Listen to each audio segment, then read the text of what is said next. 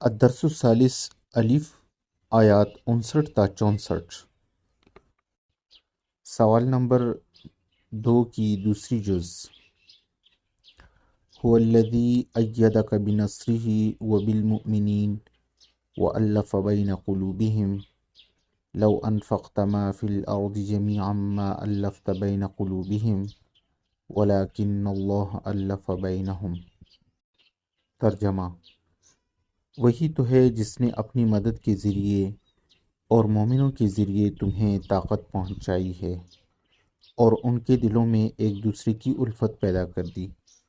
اگر تم زمین بھر کی ساری دولت بھی خرچ کر لیتے تو ان کے دلوں میں یہ الفت پیدا نہیں کر سکتے تھے، مگر اللہ ہی نے ان کے درمیان الفت پیدا کر دی ہے۔ مفہوم: ان آیات میں اللہ تعالیٰ نے نبی کریم صلی اللہ علیہ وسلم اور مومنوں پر جو احسانات فرمائے ان میں سے ایک بڑے احسان کا ذکر فرمایا ہے، اور وہ یہ ہے کہ اللہ تعالیٰ نے حضور صلی اللہ علیہ وسلم کی مومنوں کے ذریعے مدد فرمائی، چنانچہ وہ آپ کے دست و بازو اور معاون و محافظ بن گئے۔